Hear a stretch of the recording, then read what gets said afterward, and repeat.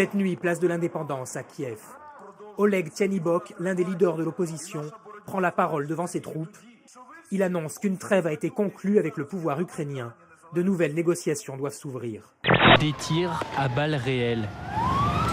Les forces de l'ordre n'ont pas hésité pour repousser les manifestants. Les victimes sont nombreuses. Les corps sont abandonnés au milieu de la route. Et les victimes tombent les unes après les autres. Évacuées, tant bien que mal. Le président ukrainien avait hier annoncé une trêve. Les manifestants l'ont rompue. Ce matin, ils ont lancé l'assaut pour reprendre la place de l'Indépendance. Il faut faire vite et évacuer les blessés.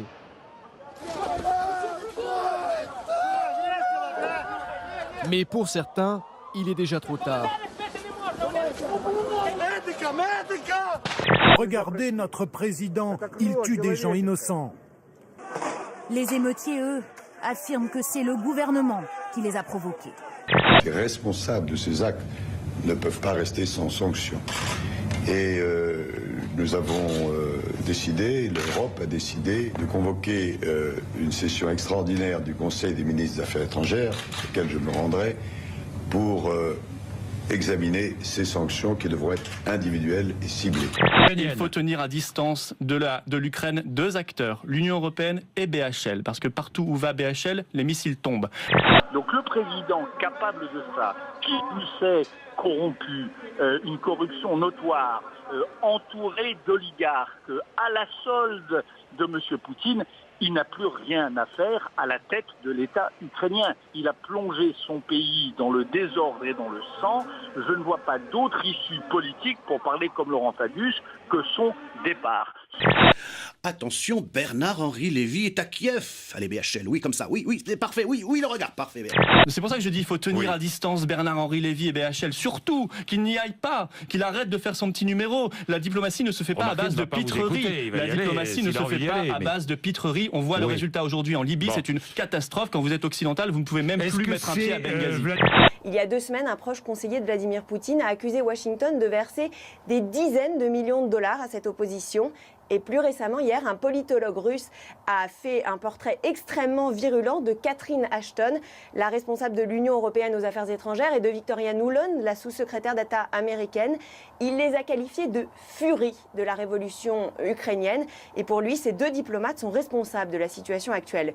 Top ou flop, le comité international olympique qui a interdit hier aux athlètes ukrainiens de porter un brassard noir par solidarité envers ce qui se passe évidemment depuis quelques jours, depuis 3 mois même en Ukraine et notamment à Kiev. Pour chacun d'entre nous, c'est un choc. Les jeunes athlètes le vivent douloureusement. Certains ont fait le choix de rentrer au plus vite auprès de leur famille. La patiente est arrivée aux urgences de l'hôpital Cochin à 17h15. Dans la demi-heure, elle est prise en charge. Un premier examen ne montre pas de signe de gravité. Elle est donc invitée à patienter en salle d'attente. 6 heures plus tard, les soignants constatent son décès. Que s'est-il passé entre les deux? Une enquête interne le dira. Pour combien de temps, monsieur le Premier ministre, êtes-vous à Matignon? Ça fait sourire. Les spéculations, moi je les renvoie au bon sens. Est-ce que le président de la République vous soutient, Jean-Marc Ayrault? Je viens de vous le dire, là, c'est quand même, il me confie une mission. Mais ce nouveau souffle que beaucoup attendent, monsieur le Premier ministre, est-ce vous qui allez le donner? Est-ce qu'il faut que je vous répète toujours la même chose? Ce que j'ai à faire, c'est la réussite du pacte. Mais c'est ça le souffle nouveau. C'est de ne pas perdre un seul instant dans des spéculations, mais se concentrer sur l'action. L'action, toujours l'action. Voilà ma mission. Bonjour monsieur, bienvenue au Police Drive du Canet. Que puis-je pour vous? Même structure, même accueil qu'un fast-food, mais il s'agit bien d'un commissariat. S'il est réservé en priorité aux personnes handicapées, tous les habitants du Canet peuvent déclarer un fait sans sortir de leur voiture. Une première en France. Serge Dassault a passé une première journée en garde à vue hier, 1 semaine après la levée de son immunité parlementaire. Il est entendu dans l'enquête sur un système présumé d'achat de voix au municipal de Corbeil-Essonnes. Facebook rachète WhatsApp pour 19 milliards de dollars. Le géant américain s'offre l'une des applications pour smartphones et tablettes les plus populaires du monde. Une messagerie mobile utilisée chaque mois par 450 millions de personnes. Ça s'est passé en Australie, à Wollongong, une cheminée de 200 mètres de haut. Il faut être très précis pour ne pas écraser évidemment les bâtiments alentours. Autre point de vue, regardez ça. Extrêmement précise cette démolition d'une cheminée de 200 mètres de haut.